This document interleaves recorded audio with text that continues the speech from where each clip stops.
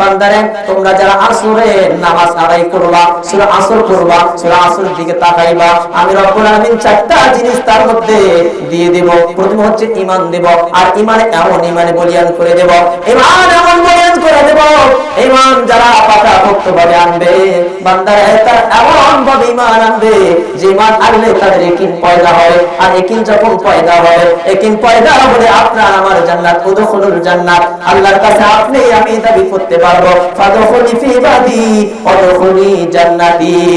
আল্লাহ আমি আপনার ইবাদত করি, ওয়াদখুলি জান্নাত, নসিব আজকে আমাকে জান্নাত দেন, বলো সুবহানাল্লাহ। এবং যদি দেখো রাজি মুখে নিয়ে হাসি উঁচু করে আল্লাহর আকবার জোরে জোরে বলো সুবহানাল্লাহ। আল্লাহ পাক বুঝাচ্ছেন দ্বিতীয় নম্বর আয়াতের তাফসিরে বলতেছেন, তাফসিরে জালালাইন শরীফে, ইবনে কাসিরে তাফসিরে মাযহারিতে, তাফসিরে বাইকাজ্জাবিতে, তাফসিরে রুহুল মাইনিতে বলতেছেন, কুরআনুল বায়ানের মধ্যে বলতেছেন, এই সূরা তাফসির সূরা আসরের তাফসির দ্বিতীয় নম্বর আয়াতে বলতেছেন নিশ্চয়ই মানুষেরা ক্ষতিগ্রস্ত, আর এমন ক্ষতিগ্রস্ত রে বান্দা যখন তোমরা আমার কাছে উসজুদ ভাবে সিজদা করবা, ওয়া কাওয়া ওয়া কিন রুকু করবা, আমি রব্বুল আলামিন তোমাদেরকে maaf করে দিতে পারি, কিন্তু maaf চাওয়ার মতো চাইতে হবে।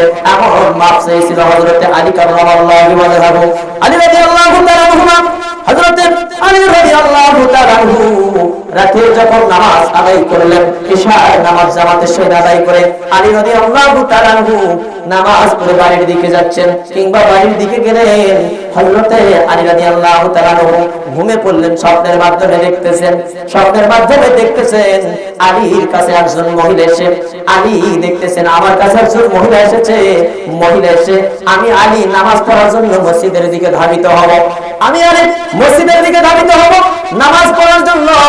আমি আলী যখন বের হলাম, হযরত আলী কাররামাল্লাহু বলেন আমি নামাজ পড়ার জন্য যখন বের হব, এমন এক পর্যায়ে একজন মহিলা এসে আমার সামনে দাঁড়িয়ে গেল, দাঁড়িয়ে যা বলতেছে, আলী আজকে তোমাকে আমি মসজিদে যেতে দেব না, তুমি যত বড় পাপ করো কিংবা যত বড় নেকি করো, আজকে তোমার সাথে আমি পাপে ও কর্ম করব, লিপ্ত হব, তোমাকে আমি মসজিদের দিকে ধাবিত হতে দেব না। আলীকে যখন কথা বললেন, আলী রাদিয়াল্লাহু তাআলা আনহু বলতেছেন ঠিক আছে আমি দেখব তুমি কেমন বড় মহিলা, আমাকে তুমি মসজিদের দিকে যেতে দিবে না কেন, আমি দেখব তুমি কত বড় মহিলা। কিন্তু আলী দেখতেছেন মহিলাটা সামনে দাঁড়িয়ে গেছে, আলী যাওয়ার মতো কোনো বুদ্ধি নাই, আলী যাবে কেমন করে, মহিলাকে একটা ধাক্কা দিলেন, আর মহিলাকে যখন ধাক্কা দিলেন মহিলা ওখান থেকে এক কিঞ্চিত পরিমাণ নড়ল না, না নড়ার কারণে আলী রাদিয়াল্লাহু তাআলা আনহু দোয়া করলেন রব্বুল আলামিন, আল্লাহ আমি তো মসজিদের দিকে আগমন হব, মসজিদে নামাজ আদায় করতে যাব, স্বপ্নে দেখতেছেন আলী আমি মসজিদের দিকে আগমন হব, মসজিদে নামাজ আদায় করতে যাব, কিন্তু এই মহিলা আমার সামনে থেকে কোনো পিছপা হচ্ছে না, কিছুক্ষণের জন্য সরতেছে না। আল্লাহ আপনি এমন একটা বুদ্ধি আমার মাথায় দিয়ে দেন যাতে করে আমি এই মহিলাকে এখান থেকে তাড়িয়ে দিতে পারি। আল্লাহ রাসূল সাল্লাল্লাহু আলাইহি ওয়াসাল্লাম জানাতা হযরত আলীর দোয়া আল্লাহ কবুল করে নিলেন, বলুন না সুবহানাল্লাহ। আল্লাহ দোয়া যখন কবুল করে নিলেন, কোন দিক থেকে যেন পাঁচজন যুবক আসতেছেন, পাঁচজন যুবক এসে হযরতে আলী সহ মোট 6 জন হলেন, 6 জন হয়ে মহিলাকে একটা যখন ধাক্কা দিলেন, এক কিঞ্চিত পরিমাণ 6 জনের ধাক্কা দিয়েও ওই মহিলাকে কিঞ্চিত পরিমাণ সরানো গেল না। দেখেন মানুষ কিভাবে ক্ষতিগ্রস্তের মধ্যে, তাফসীর চলতেছে মানুষ কিভাবে ক্ষতিগ্রস্তের মধ্যে পড়ে যায়। আলীর করে দোষ ছিল না, আলীর দোষ ছিল না, আলী মসজিদে নামাজ পড়তে যাবে মহিলা এসে দাঁড়িয়ে গেল সামনে, আলীর কোনো দোষ ছিল না। তাহলে 6 জন ব্যক্তি মিলে আলী ওই 5 জন ব্যক্তিকে বলতেছেন ঠিক আছে আমি একটা দোয়া করেছিলাম আল্লাহ রাব্বুল আলামিনের কাছে, আমার দোয়া কবুল করেছে, এবার যদি 6 জন মিলে দোয়া করি হয়তো আল্লাহ কবুল করতে পারে। আলীর বিশ্বাস কেমন ইয়াকিন পয়দা করেছে আলী, এমন বিশ্বাস হয়ে গেছে আলীর। আলী বলতেছেন ঠিক আছে আমরা 6 জন মিলে দোয়া করব। তারা 6 জন মিলে দোয়া করলো, আল্লাহ যে নবীকে সৃষ্টি করলেন পৃথিবীর কোনো পুরুষের সৃষ্টি হতো না, সেই নবীর মেয়ে হযরত ফাতিমা জোহরা রাদিয়াল্লাহু তাআলা আনহার স্বামী আমি হযরত আলী কাররামাল্লাহু ওয়াজহাহু, আমি দোয়া করতেছি আল্লাহ আমার দোয়া আপনি কবুল করে নিন। রব্বুল আলামিন ওই 6 জন ব্যক্তির দোয়া আবার কবুল করে নিলেন। নেওয়ার পর কোন দিক থেকে যেন 5 জন ব্যক্তি, কোন দিক থেকে যেন 30 জন ব্যক্তি আসতেছেন, 30 জন ব্যক্তি আসলেন। আপনারা বলেন আগেকার 5 জন ব্যক্তি আসলেন কয়জন? 6 জন। তারপর 30 জন ব্যক্তি আসলেন, মোট কয়জন হলেন? 36 জন। মোট 36 জন একত্রিত হলেন, 36 জন একত্রিত হলেন। ওই মহিলাকে এমন একটা ধাক্কা দিলেন, মহিলা কিঞ্চিত পরিমাণ সরা গেল না। মহিলা কিঞ্চিত পরিমাণ সরলেন না। না সরার কারণে এই 36 জন মনে করতেছেন এটা আবার কোন মহিলারে। আমি মনে করেছিলাম আমি আলী একাই পাবো, কিন্তু দোয়া করলাম 5 জন দোয়ার ফসল 5 জন আসলো। আবার 6 জন দোয়া করলাম দোয়ার ফসল আবার 30 জন আসলো। কিন্তু না না, আমার 5 জন দিয়েও কাম হলো না, কিংবা 35 জন দিয়েও কাম হলো না। আমরা এখন কি করবো? মোট 36 জন মিলে আবার দোয়া করবো আল্লাহর কাছে। আল্লাহর কাছে আবার দোয়া করবো, রব্বুল কারীম ও পরওয়ারদিগার, যে নবীকে সৃষ্টি করলে পৃথিবীর কোনো পুরুষের সৃষ্টি হতো না, সেই নবীর জামাতা আমি হযরত হাসান ও হোসেন যিনি পুরুষদের সর্দার হবে, ওই পুরুষদের সর্দার যিনি আল্লাহ তার পিতা আমি, আর মহিলাদের সর্দার হযরতে ফাতিমাতুজ জোহরা রাদিয়াল্লাহু তাআলা আনহা, ওনার স্বামী আমি। আল্লাহ আমি দোয়া করতেছি, আপনি দোয়াকে কবুল করে নেন। তোমার যখন দোয়া করলেন 36 জন মিলে, এমন একটা যুবক পশ্চিম দিক থেকে, আমার একটা যুবক তরতরা পশ্চিম দিক থেকে তরতরা একজন যুবক আসলেন। আসার পর তাফসিরে বাইজাবির মধ্যে এবং তাফসিরে কাবিরের মধ্যে বর্ণনা করেন, ওই যুবকটা আসে দুইখানা হাতের যখন জুব্বা টেনে টেনে যখন একটা ঝাড়া দিলেন, আর ওই মহিলা এখান থেকে সরে গেলেন। এদিকে বিলাল রাদিয়াল্লাহু তাআলা মসজিদে নববীতে আসসালাতু খায়রুম মিনান নাওম বলে যখন ধ্বনি দিলেন, আলীর ঘুম ভেঙে গেল। আলীর ঘুম ভেঙে যখন যায়, আলী রাদিয়াল্লাহু তাআলা ঘুম ভাঙার পরে আলী রাদিয়াল্লাহু তাআলা ফজরের নামাজ পড়তে গেলেন আল্লাহর নবীজির পিছে। আল্লাহর নবীজির পিছে নামাজ আদায় করে আল্লাহর নবীজি দেখে মিসকে মিসকে হাসতেছে। হাসা দেখে আলী রাদিয়াল্লাহু তাআলা বললেন, ইয়া রাসূলুল্লাহ, ইয়া হাবিবাল্লাহ, আপনি কেন হাসো? আপনি তো অবশ্যই তাহলে জানো। আল্লাহর নবী বলে, আলী রে, গত রাতে আপনার সাথে কি ঘটেছে তুমি এখন বলো। হযরত আলী রাদিয়াল্লাহু তাআলা বলতেছেন, নবী গো, আমার সাথে এই ঘটনাই ঘটেছে যে আমি দেখলাম প্রথমে একজন মহিলা এসে আমার সামনে দাঁড়িয়ে গেল। আমি মহিলাকে সরানোর চেষ্টা করলাম, কিঞ্চিত পরিমাণ সরাতে পারলাম না। দোয়া করলাম 5 জন ব্যক্তি আসলো, আবার দোয়া করলাম 30 জন ব্যক্তি আসলো, আবার দোয়া করলাম 1 জন ব্যক্তি আসলো। ইয়া রাসূলুল্লাহ, এই ব্যক্তিগুলো কারা কিংবা কেটা? আমি তো জানি না এই ব্যক্তিগুলো কারা, আপনি বলে দেন। আল্লাহর নবী বুঝাচ্ছেন, বাবা, এই নারী ইনসান লাফি খুসরি, নিশ্চয় তুমি ক্ষতিগ্রস্তের মধ্যে আছো, নিশ্চয় তুমি ক্ষতিগ্রস্তের মধ্যে আছো। এমন ভাবে ক্ষতিগ্রস্তের মধ্যে তুমি আছো। কি ক্ষতিগ্রস্তের মধ্যে? তুমি যে নামাজ পড়েছো, তোমার দোয়ার ফসল হচ্ছে যে 5 জন ব্যক্তি সর্বপ্রথম তোমার ডাকে সাড়া দিল। ওই 5 জন ব্যক্তি তোমার নামাজ, তুমি কি নামাজ পড়েছো রে? আরে তুমি কি নামাজ পড়েছো? তোমার দোয়া আল্লাহ কবুল করেছেন এবং 5 ওয়াক্ত নামাজের বিনিময়ে তোমাকে তোমার কাছে এসেছেন, তোমার কাছে এসেছেন আলী। কিন্তু তোমার 5 ওয়াক্ত নামাজ তোমাকে আজকে একটা অকাম কুকাম অর্থাৎ একটা অকর্ম থেকে বাঁচাতে পারি না। তুমি কি নামাজ পড়েছো আলী? আলী বলতেছেন, ইয়া রাসূলুল্লাহ, নিশ্চয় যদি আমি ক্ষতিগ্রস্তের মধ্যে পড়ে থাকি, তাহলে আমি তো ক্ষতিগ্রস্তের মধ্যে আছি। কিন্তু এই 5 জন ব্যক্তি বুঝলাম নামাজ, আমি 5 ওয়াক্ত নামাজ পড়েছি, আমি 5 ওয়াক্ত কি নামাজ পড়েছি, যার কারণে যে নামাজ দিয়ে আমার একজন মহিলাকে সরাইতে পারলো না।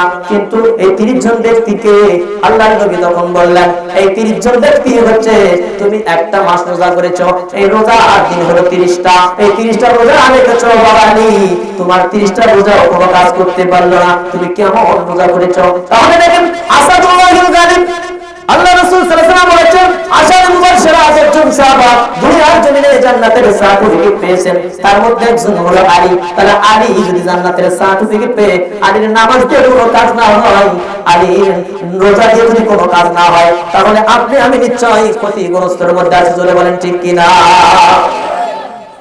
আল্লাহ বলে বুঝাচ্ছেন, ইন্নাল ইনসানা লাফি খুসরি, নিশ্চয় আপনি ক্ষতিগ্রস্তের মধ্যে বান্দারে, আমি আপনি ক্ষতিগ্রস্তের মধ্যে, এটা বোঝাচ্ছি আমরা নিশ্চয় ক্ষতিগ্রস্তের মধ্যে। আর এমন ক্ষতিগ্রস্তের মধ্যে আল্লাহর নবীকে বললেন, নবী গো, তাহলে ওই একজন যুবককে আর ওই মহিলাকে এটা আপনি বলে দেন। তাহলে যেহেতু আপনি জানেন এই 5 জন ব্যক্তি 5 ওয়াক্ত নামাজ, এই 30 জন ব্যক্তি 30টা রোজা, তাহলে ওই ব্যক্তিকে কিংবা ওই মহিলাটাকে আল্লাহর নবী বলেন, আরে তুমি এমন ক্ষতিগ্রস্তের মধ্যে আছো, তুমি যে নামাজ পড়েছো তোমার নামাজ কোনো কাজে আসে নাই, তুমি যে রোজা রেখেছো এই যে তোমার এই রোজাও তোমার কোনো কাজে আসে নাই। একটা কাজে এসেছে, তুমি যখন যুবককালে আমার হাতে হাত রেখে আশহাদু আল্লা ইলাহা ইল্লাল্লাহ ওয়া আশহাদু আন্না মুহাম্মাদান আবদুহু ওয়া রাসূলুহু। আল্লাহু আকবার। কালিমা শাহাদাত পড়ে যখন তুমি ইসলাম কবুল করেছো, আজকে সেই তোমার ওই সময়তে তুমি যে ঈমান এনেছো, ঈমান হয়েছো, আর ঈমানে বলিয়ান হয়েছো, যার কারণে আজকে তোমার ঈমান তোমাকে রক্ষা করেছে।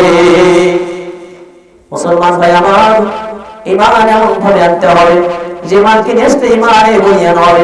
আলী বলতেছেন, নবী গো, তাহলে যদি ওই একজন ব্যক্তি যদি আমার ঈমান হয়, 5 জন ব্যক্তি যদি 5 ওয়াক্ত নামাজ হয়, আর 30টা ব্যক্তি যদি 30 দিনের রোজা হয়, তাহলে ওই মহিলাটাকে, ওই মহিলাকে এত সুন্দর আমরা সরাইতে পারলাম না, বলে ওই মহিলা হচ্ছে ইল্লা ইবলিস। নাউজুবিল্লাহ।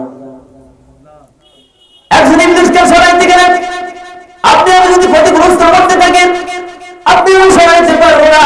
আপনাকে আমার ক্ষতিগ্রস্ত করতে আগে রক্ষা করতে হবে, আগে ঈমান আনতে হবে। পরিপূর্ণ ঈমান এনে আপনাকে আমার পরিপূর্ণ পোক্ত ঈমান এনে ঈমানে বলিয়ান হয়ে আপনাকে আমার গুনাহ থেকে মুক্ত হতে হবে। এরপরে সূরা তৃতীয় নম্বর যাবেন, তাহলে প্রথমে ঈমান আনতে হবে, দ্বিতীয় নম্বর আপনাকে আমার আমল করতে হবে, নেক আমল করতে হবে। আর নেক আমল এমন করে করব, নেক আমল এমন করে করব, আপনি আমি নেক আমল এমন করে করব যে আল্লাহর কাছে যে আমলটা মনোনীত হবে, পছন্দ হবে। আল্লাহ তাআলা বলতেছেন, ইয়া আইয়ুহাল্লাযীনা আমানু তাকুল্লাহা হাক্কা তুকাতিহি ওয়া লা তামুতুন্না ইল্লা ওয়া আনতুম মুসলিমুন। আল্লাহু আকবার। আল্লাহ তাআলা বুঝাচ্ছেন যেমন ভাবে ঈমান আনতে হবে, ইয়া আইয়ুহাল্লাযীনা আমানু, হে ঈমানদারগণ, এমন ভাবে ঈমান আনতে হবে, তাকুল্লাহ, এমন ভাবে ভয় করতে হবে, হাক্কা তুকাতিহি, ভয় করার মতো ভয় করতে হবে, ওয়ালা তামুতুন্না, এবং তোমরা মৃত্যুবরণ করো না, ইল্লা ওয়া আনতুম মুসলিমুন, যতক্ষণ পর্যন্ত তোমরা মুসলমান না হতে পেরেছো। সম্মানিত মুসলিয়ানি কেরাম, এই কথা বুঝাচ্ছে। তার তৃতীয় নম্বর আয়াতে বলতেছে, ইল্লাল্লাযীনা আমানু, নিশ্চয় যারা ঈমান এনেছো, ওয়া আমিলুস সালিহাত, যারা সৎ কর্ম করেছো, যারা সত্যবাদিত করেছো, ওয়া আমিলুস সালিহাত, যারা সত্যবাদী করেছো, সৎ কথা বলেছো, সবুর করেছো। অপরের আমি এটা বোঝাচ্ছেন, ওয়া তাওয়াসসাউ বিল হাক্কি, এবং যারা হকের পথে চলেছো, ওয়া তাওয়াসসাউ বিস সাবর, যারা সবুর করেছো। আল্লাহ বলতেছেন, রব্বুল আলামিন 3 নম্বর, রব্বুল আলামিন 73 নম্বর সূরা, 27 নম্বর পারা 73 নম্বর সূরা, কিংবা 30 নম্বর পারা 73 নম্বর সূরায় আল্লাহ তাআলা এই কথা বলতেছেন। 10 নম্বর লাইনের পরে 10 নম্বর আয়াতে আল্লাহ তাআলা বলতেছেন, রব্বুল আলামিন এটা বোঝাচ্ছেন, উসবির আলা মা ইয়াকুলুনা ওয়াহজুরহুম হাজরান জামিলা। আল্লাহু আকবার। রব্বুল আলামিন এটা বোঝাচ্ছেন, আপনারা যদি সবুর করেন, সবুরের সাথে থাকতে হবে, আপনাকে আমাকে সবুর করতে হবে। আর সবুর এমন ভাবে করতে হবে, আল্লাহর কাছে সবুর এমন ভাবে করতে হবে, ইন্নাল্লাহা মা'আস সাবিরিন, সবুরকারীকে আল্লাহ তাআলা পছন্দ করেন, সবুরকারীকে আল্লাহ তাআলা ভালোবাসেন। আপনাকে আমার এমন ভাবে সবুর করতে হবে যে সবুর করলে আল্লাহকে আপনি আমি পাইতে পারি। রব্বুল আলামিন বোঝাচ্ছেন, ইল্লাল্লাযিনা আমানু, ইল্লাল্লাযিনা, নিশ্চয় যারা আমানু, ঈমান এনেছো, যারা ঈমান এনেছো, আমিলুস সালিহাত, যারা সত্যবাদী করেছো, সবুর করেছো, সত্যবাদিত করেছো, সৎ পথে থেকেছো, সৎ পথে চলেছো, তারাই মুসলমান দাবি করেছো, তারাই ঈমানদার দাবি করেছো। আল্লাহ পাক বোঝাচ্ছেন, মুসলমান বান্দারে আপনাকে সবুর করতে গেলে অনেক প্রয়োজন হবে। তাহলে ঘটনা ছেড়েছিলাম, হযরত আবু বকর মনে করতেছেন যে মসজিদে আগামী কাল ফজরের নামাজ পর জুব্বা মনে হয় আমি পাবো, মনে আছে তো? আল্লাহর নবী জুব্বা মোবারক দিতেছিলেন, আল্লাহর নবী সকালবেলা জুব্বা মোবারক দিতেছিলেন। কার জুব্বা দেবেন এটা এখনো বলেন নাই, বলতেছেন যে আমি আগামীকাল সকালবেলা ফজরের পর জুব্বা দেব। আবু বকর মনে করতেছেন জুব্বা আমি পাবো, ওমর মনে করতেছেন জুব্বা আমি পাবো, হযরত ওসমান মনে করতেছেন জুব্বা আমি পাবো, আলী মনে করতেছেন জুব্বা আমি পাবো। কিন্তু জুব্বা কাকে দেবে এখনো বলেন নাই। সকালবেলা ফজরের নামাজ যখন শুরু হবে, ফজরের নামাজ পর জুব্বা কে পাবে? সকলের মনের মধ্যে একটি ধোঁকা এসে গেল, মিনশার ওয়াসওয়াসিল খান্নাস, মনের মধ্যে একটা খটকা লেগে গেল, মনের মধ্যে একটা ধোঁকা লেগে গেল, জুব্বা মনে হয় আমি পাবো। হযরত আলী রাদিয়াল্লাহু তাআলা মনে করতেছেন রাসূলুল্লাহ, হযরত ওসমান মনে করতেছে যুদ্ধ তো আমার হওয়ার কথা, কারণ আমি এত কিছু করেছি ইসলামের জন্য, আমি এত কিছু করেছি ইসলামের জন্য, শুধু তাই করি নাই, এমন ভাবে করেছি। হযরত রাসূল আকরাম সাল্লাল্লাহু আলাইহি ওয়াসাল্লামের একজন সাহাবা নাম ছিল তালহা। আবু তালহার জন্য আমি এত কিছু করলাম। বলে কি করলো? আবু তালহা কাপড় ছিল একটা। আবু তালহা মসজিদে যখন বেলাল রাদিয়াল্লাহু তাআলা আযান দিতেন, আবু তালহা নামাজ পড়ার জন্য দৌড়ে দৌড়ে আসতেন, আর দৌড়ে দৌড়ে আসে আবু তালহা নামাজ পড়ে আবার দৌড়ে বাড়ির দিকে চলে যাচ্ছিলেন।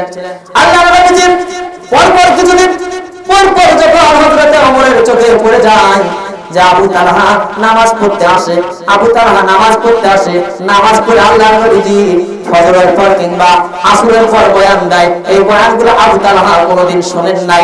না শোনার কারণ কি? আবু তালহা নামাজ পড়ে বাড়ির দিকে দৌড়িত ধাবিত হয়। এইটা আল্লাহর নবীজিকে হযরত ওমর রাদিয়াল্লাহু তাআলা বললেন, ইয়া রাসূলুল্লাহ, ইয়া হাবিবাল্লাহ, আপনি নামাজ পড়ে প্রতিটা নামাজের পর প্রতিটা হাদিসে পড়েন, কথা বলেন, হাদিসে কওলিয়া, হাদিসে ফেলে, হাদিসে তাকরি, আপনার প্রতিটি কথা হাদিস আকারে লিপিবদ্ধ হয়। কিন্তু আবু তালহা, আপনার সাহাবা আবু তালহা নামাজ শেষ করে বাড়ির দিকে দৌড়ে যায়। আল্লাহর নবী বললেন, ঠিক আছে, আজকে দেখবা তুমি আবু তালহা দৌড়ে যায় কিনা। আবু তালহা পরের দিন ফজরের নামাজ পড়ে আবু তালহা বাড়ির দিকে দৌড়ে যায়। আল্লাহর নবীজি বললেন, ঠিক আছে, আমরা সকলে মিলে আবু তালহার বাড়ির দিকে যাই। আবু তালহার বাড়ির দিকে সমস্ত সাহাবা মিলে আল্লাহ রাসূল সাল্লাল্লাহু আলাইহি ওয়াসাল্লাম মিলে আবু তালহার বাড়ির গেটে যখন গেলেন, আবু তালহার বাড়ির গেটে যায় কয়েকবার নক করলেন।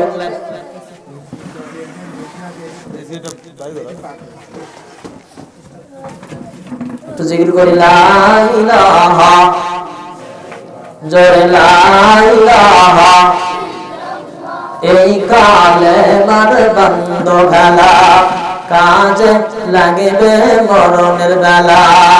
এই কালেমা পড়লে তোমার, এই কালেমা পড়লে তোমার কবর হইবে উজালা।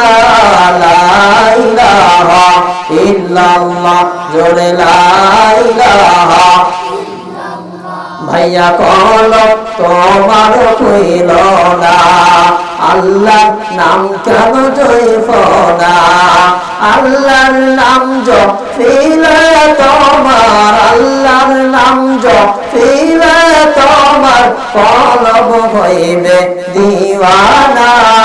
লা ইলাহা ইল্লাল্লাহ, ও লা ইলাহা ইল্লাল্লাহ, লা ইল্লাল্লাহু মুহাম্মাদুর রাসূলুল্লাহ সাল্লাল্লাহু আলাইহি সাল্লাম। এবার মনে করতেছেন আবু তালহার বাড়ির দিকে। আল্লাহর নবীজির সমস্ত সাহাবা নিয়ে ফজরের নামাজ শেষ করে আবু তালহার বাড়ির দিকে যাচ্ছিলেন। আবু তালহার বাড়ির গেটে যায় আল্লাহর নবীজি পর তিনবার সালাম দিলেন। আবু তালহার জবাব পেলেন না।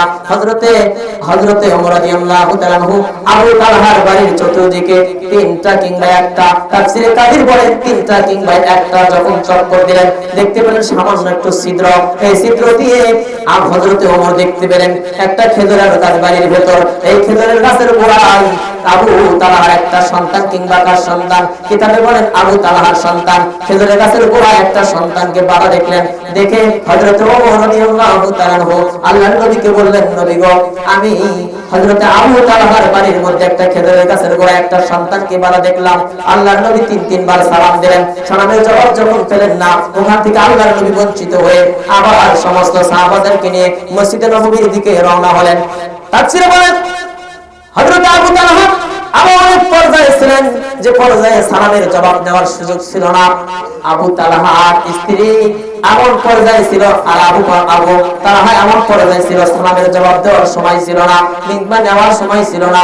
এমন পর্যায়ে আবু তালহা এক পর্যায়ে ছিল একটা গুহা খোঁড়া ছিল।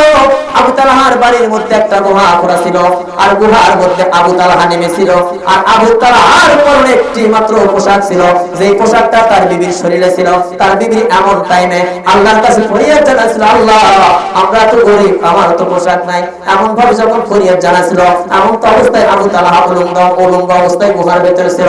এমন তো অবস্থায় আল্লাহর নবীজি গেটে এসে সালাম দিত, সালামের জবাব আবু তালহা দিতে পারলো না। কিতাব প্রমাণ করে আবু তালহা যখন আবু তালহার স্ত্রী দোয়া শেষ করলো, আবু তালহা পোশাকটা পরনে পড়লো, পরে রাসূল সাল্লাল্লাহু আলাইহি ওয়াসাল্লামের পিছে পিছে জোরে জোরে পা আঘাত করলো। আর রাসূল সাল্লাল্লাহু আলাইহি ওয়াসাল্লাম পায়ের আঘাত শুনে পিছের দিকে যখন তাকিয়ে দেখলো, তাকিয়ে দেখে আবু তালহা পর পর বলতেছেন ওয়া আলাইকুম আসসালাম ইয়া রাসূলুল্লাহ, ওয়া আলাইকুম আসসালাম ইয়া রাসূলুল্লাহ, পর পর তিনবার সালামের জবাব দিলেন। হযরত আবু বকর বলতেছেন ইয়া রাসূলুল্লাহ, আবু তালহা নিশ্চয়ই বেদব হয়ে গেছে, আপনি তার পায়ের গেটে দিয়ে যখন সালাম দিয়েছিলেন আবু তালহা নিশ্চয় শুনেছিল, যার কারণে আবু তালহা এতক্ষণে সেই সালামের জবাব দিচ্ছিল।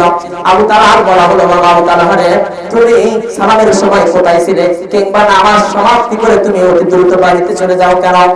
সবুরের কথা বলতেছি এখানে, সবুরের কথা হচ্ছে আবু তালহা বলতেছে রাসূলুল্লাহ, আমি যদি বলি বিশ্বাস করবা, কিন্তু নিজের চোখে দেখলে আপনার আরেকটু বিশ্বাস বেশি হবে, চলেন আমার সঙ্গে। আবু তালহা রাদিয়াল্লাহু তাআলা আনহু আল্লাহর নবীকে সহ সমস্ত সাহাবাদেরকে নিয়ে, আল্লাহর নবী সহ সমস্ত সাহাবাদেরকে নিয়ে আবু তালহা তার বাড়িতে গেলেন। আবু তালহা বাড়িতে গিয়ে সর্বপ্রথম তার যে গুহাটা ছিল এই গুহাটা দেখালেন। রাসূল গো, আপনি গুহাটা দেখেন, গুহার মধ্যে কিছু আছে কিনা, দেখা যায় কিনা।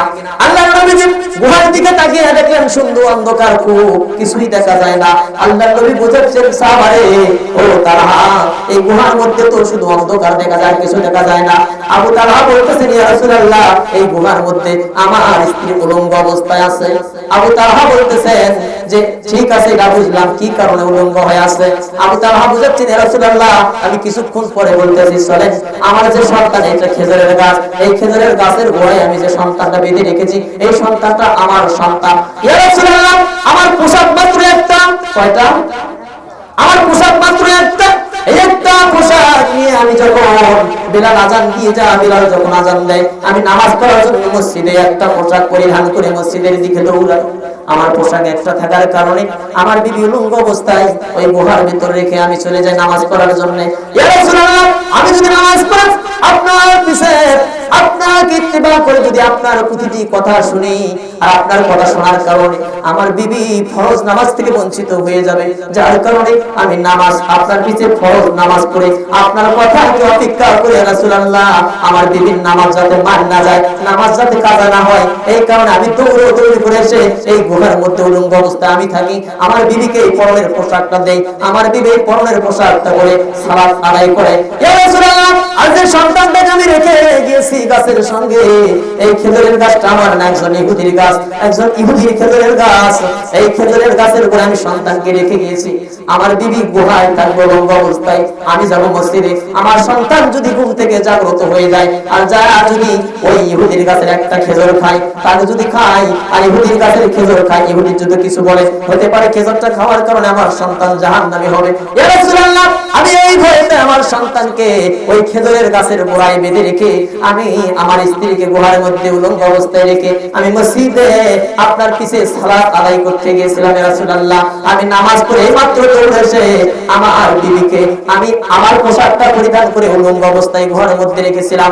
এই টাইমে আপনি এসে সালাম দিয়েছিলেন। ইয়া রাসূলুল্লাহ, এমন পর্যায়ে ছিলাম আপনার সালামের জবাব ঠিকই আমি শুনেছি, কিন্তু জবাব দিতে পারি নাই। ইয়া রাসূলুল্লাহ, আপনি এখন বলেন আমি কি করব? আপনার পিছে আমি কথা শুনবো, আপনার পিছে হাদিস আকারে কথা লিখবো, নাকি আমার বিবির নামাজ কাজা করবো, নাকি আমার বিবিকে নামাজ পড়ার জন্য পোশাক দিব? আল্লাহর নবী তখন ডাকতে বলেন, ও আলী রে, দেখো ওসমান কই? ওসমানকে ডাকা হলো। ওসমান, তুমি আসো। ওসমানকে ডাকা হলো। ওসমানকে বলতেছে, ওসমান রে, তুমি ওই সন্তানের গেরুগুলো কিংবা দড়িগুলো খুলে দাও।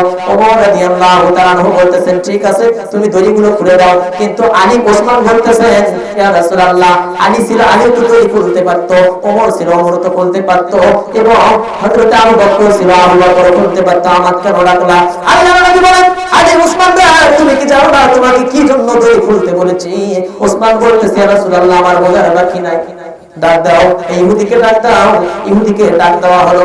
ইহুদি রে, আমি তোমার গাছটা ক্রয় করতে চাই, আমি তোমার গাছটা কিনে নেব, তুমি কি গাছের বিনিময়ে কি চাও? এবার ইহুদি মনে করতেছে আমি তো গাছ বেচবো না। হযরত ওসমান বলতেছেন, এই ইহুদি, তুমি গাছের গাছের বিনিময়ে কি চাও আমি সেটাই তোমাকে দিতে বাধ্য হচ্ছি। সবুরের পরিচয়টা কেন ধৈর্য ধারণ করতেছে কিভাবে? এবার হযরত ওসমান বলতেছে তুমি যাই চাও আমি তাই দিব, একটা গাছের বিনিময়ে, শুধু গাছটা নয় গাছের গোড়ায় যে জমিনটা আছে এই জমিনটার বিনিময়ে তুমি কি চাও আমি তোমাকে সেটা দিয়ে দেব। এই কথা যখন বলতেছেন হযরত ওসমান রাদিয়াল্লাহু তাআলা আনহু, ওই ইহুদি বলতেছেন যে ঠিক আছে আমি তোমার একটা বাগানে 313টা গাছ আছে, এই 313টা গাছ সহ ওই জমিনটা সহ আমি চাই, তাহলে আমি আমার গাছ কিংবা গাছের জমিটা বিক্রি করে দেব। বলো তো একটা গাছের বিনিময়ে টুকরো হয়? তারপরে হযরত ওসমান রাদিয়াল্লাহু তাআলা স্বীকার হয়ে চুক্তিবদ্ধ হওয়ার পর হযরত ওসমান রাদিয়াল্লাহু তাআলা ওটা নিলেন। নেওয়ার পর সন্তানের হাতে দাগ হয়েছে, পায়ে দাগ হয়েছে, রক্ত টপ টপ করে পড়তেছে, দাগ পড়ে গেছে। হযরতে ওসমান রাদিয়াল্লাহু তাআলা বলেন ঠিক আছে দড়িয়া খুলবো। আল্লাহর নবীজির থেকে হুকুম নিয়ে দড়িগুলো খুলে দিল। দেওয়ার পর তেনাকে কাপড়ের ব্যবস্থা করে দিল। তাহলে একটা কাপড় নিয়ে যদি আবু তালহা রাদিয়াল্লাহু তাআলা নামাজ আদায় করতে পারে, তাহলে আপনি আমি কেমন করে এত কাপড় নিয়েও নামাজ পড়তে পারি না? ওইজন্য আল্লাহ তাআলা বলছে ইন্নাল ইনসানা লাফি খুসর, নিশ্চয় মানুষগুলো প্রকৃত পক্ষে ক্ষতিগ্রস্তের মধ্যে রয়েছে, ঠিক কিনা? তাহলে সবরের পরিচয় দিচ্ছেন। আপনি আমি যদি সবর করি, একটা মাত্র পোশাক নিয়ে আবু তালহা মসজিদের দিকে নামাজ পড়তে যায়, বাড়িতে যায়, এত সবরের পরিচয় দিলেন। হযরত ওসমান এত ভাবে তেনাকে এত কিছু দান করে দিয়ে হযরত ওসমান সবরের বিনিময় দিয়ে দিলেন। তাহলে এখন হকের প্রতি আসতে হবে। হক কিভাবে বুঝতে হবে আপনাকে? আপনাকে হকের প্রতি অটল থাকতে হবে, হকের প্রতি দাওয়াত দিতে হবে, হকের প্রতি চলতে হবে, হকের প্রতি মানুষকে পরিচালনা করতে হবে। হকের প্রতি যখন আপনি আমি যাব, হকের প্রতি যখন মানুষকে আহ্বান করব, এখানে বলতেছেন হক মানুষকে যখন বোঝাইবো নিজে আগে হক পরিচর্যা করতে হবে, নিজে আগে হক মানতে হবে, বাতিলের সাথে আপোষ করতে হবে, এমন ভাবে আপোষ করতে হবে। আপনি আমি যদি হক কি জিনিসটা যদি না বুঝি, তাহলে অপরের হককে নষ্ট করব, আর অপরের হক যখন নষ্ট করব, হককে আপনি নষ্ট করার কারণে আপনি হক নষ্ট করলেন। আর কেমন করে পড়েন যাবে শোনা আসলে চারটা দিক জানবো, চারটা দিক মানবো, চারটা দিক শোনা করবো, কিন্তু আপনি হককে বুঝলেন না, হককে মানলেন না। হক এমন ভাবে মানতে হবে বান্দারে, এমন ভাবে হক পরিচর্যা করতে হবে। আপনার পরিপূর্ণ ভাবে প্রথম ঈমান আনতে হবে, তারপর ক্ষতিগ্রস্ত থেকে আপনাকে নেক আমল করতে হবে, নেক আমল করার পর হকের প্রতি দাওয়াত দিতে হবে। সবর, আপনাকে সবর করতে হবে, ধৈর্য ধারণ করতে হবে। আর ধৈর্য ধারণ এমন ভাবে করবে আপনি আমি এমন ভাবে ধৈর্য ধারণ করব। নামাজ পড়তে গেলে তাড়াহুড়ো করে আপনি আমি নামাজ পড়ি, এমন ভাবে নামাজ পড়ি না। দেখা যায় ইমাম নামাজ শুরু করেছে, ইমাম নামাজ শেষ করতেছে, সালাম করে একটু বিলম্ব হলে আপনি আমি পিছপুরের থেকে আপনি আমি পিছিয়ে থেকে ইত্তেবা করে গলার ফকরা দিয়ে বলি ইমাম আমার আত্মাহিয়াতুর শরীফ দোয়া নাযিলা করা হয়েছে, আপনি অতি দ্রুত সালাম করেন। আপনার এই সবুরটা যদি না আসে, আপনার মধ্যে কেমন করে হক প্রতিষ্ঠা হবে, আপনার মধ্যে কেমন করে সবুর ধৈর্য ধারণ হবে? আল্লাহ বলেন আপনি যদি সবর করে না শিখেন, তাহলে আপনার সুন্দর কেমন করে হবে? আপনার ভাষাগুলো কেমন করে সুন্দর হবে? আপনার ভাষা কেমন সুন্দর হবে? আপনার কথাগুলো কেমন করে সুন্দর হবে? কথাগুলো সত্য হবে। আপনাকে হকের প্রতি আগে দাওয়াত দিতে হবে, হকের প্রতি চলতে হবে, হকের প্রতি অটল থাকতে হবে। তাহলে হযরত আবু বকর সিদ্দিক রাদিয়াল্লাহু তাআলা মনে করতেছেন জুব্বা আমি পাবো, হযরত ওমর মনে করতেছেন জুব্বা আমি পাবো, হযরত আলী মনে করতেছেন জুব্বা আমি পাবো, ওসমান মনে করতেছেন যে আমি তো আবু তালহা ছেড়ে দিলাম, আবু তালহার কত সম্পদ দিয়ে আমি তেনাকে দাস মুক্ত করে দিলাম, তেনার সন্তানকে খেজুরের গাছ ক্রয় করে দিলাম, মনে হয় জুব্বা বলো আমি ওসমান পাবো। হযরত ওমর মনে করতেছেন না না আমি মুহাম্মদ বিন আব্দুল্লাহ পুত্র মুহাম্মদকে যখন কতল করার জন্য দারুন নদীয় নামক সংসদে যখন আইন পাস হয়ে গেল, এমন একটা আইন পাস হলো মুহাম্মদ বিন আব্দুল্লাহ পুত্র মুহাম্মদ সাল্লাল্লাহু আলাইহি সাল্লামকে যে কতল করতে পারবে, যে শিরশ্ছেদ করতে পারবে, যে শিরশ্ছেদ করতে পারবে তাকে আমি 100 লাখ পুরস্কার দেব, এবং মক্কার মধ্যে যে ব্যক্তি সুন্দরী তাকে বিবাহ দেব। এই কথা যখন ওমরকে বললেন, ওমর দৌড়ে ধাবিত হলেন আমটা দরবারে নিয়ে ওমর মুহাম্মদের কল্যাণ করার জন্য যখন বের হলেন। ইদানিং সময়ে এমন টাইমে হযরত ওমর বের হচ্ছে, এমন টাইমে ওমরের ছোট্টবেলার বন্ধু নাইম ডাকতে বলে, ওমর তুমি কোথায় যাও? ওমর বলতেছে আমি যাবো এমন ভাবে মুহাম্মাদের কল্লা কাটার জন্য। উনি নাকি ইসলামের প্রতি দাওয়াত দিচ্ছে, সত্যের প্রতি চলতেছে, হকের প্রতি মানুষকে ডাকতেছে, আহ্বান করতেছে, আমি তেনার কল্লাকে শিরচ্ছেদ করার জন্য যাব। এমন নাইম বলতেছে তোমার পরিবারে যদি আমি ঈমান গ্রহণ করে তাহলে তোমার ঈমান তোমার পরিবারকে ঈমান থেকে নষ্ট করে, তারপর তুমি হযরত আব্দুল্লাহ পুত্র মুহাম্মদ সাল্লাল্লাহু আলাইহি ওয়াসাল্লামের কল্লা কাটার জন্য এগিয়ে যাও। নাইম বলতেছে, হযরত ওমর বলতেছে, নাইম ভাই তুমি কি বলতে চাও? বলে তোমার পত্নী প্রতি সাইদ এবং তোমার বোন ফাতেমা ইসলাম কবুল করেছে, তুমি তোমার বোনকে আগে পরিষ্কার করে দেখো। হযরত ওমর কেন চলে গেলেন, দৌড়ে গেলেন বোনের কাছে, বোন ফাতেমা ইসলাম কবুল করেছে, বোন ভগ্নী প্রতি সাইদ ইসলাম কবুল করেছে। এক পর্যায়ে তিনার থেকে লম্বা কাহিনী সংক্ষিপ্ত বললাম। এক পর্যায়ে তিনার হাতে হাত রেখে ইসলামকে কবুল করার জন্য আল্লাহর নবীর দরবারে আল্লাহর নবীজির কাছে যখন চলে গেলেন, এমন সময় আল্লাহর নবীজির কাছে যারা হাতে হাত রেখে ইসলাম কবুল করলেন, সে মনে মনে করতেছেন একমাত্র যুব্বা মনে হয় আমি পাবো। সম্মানিত মুহতারাম মুআজ্জাজ, এক পর্যায়ে যুব্বা আবু বকর পালেন না, ওমরও পালেন না, ওসমানও পালেন না, আলীও পালেন না। এক পর্যায়ে আল্লাহ রাসূল সাল্লাল্লাহু আলাইহি ওয়াসাল্লাম ফজরের নামাজ পড়ে সকল সাহাবাদেরকে নিয়ে বলতেছেন যে আমার এই যুব্বাটা, আমার একজন পাগলা সাহাবী আছে যার নাম ওয়াইস কুরুনি, এই ওয়াইস কুরুনি রাদিয়াল্লাহু তাআলা এই যুব্বা মোবারকটা তোমরা দিবা। সুবহানাল্লাহ বলি।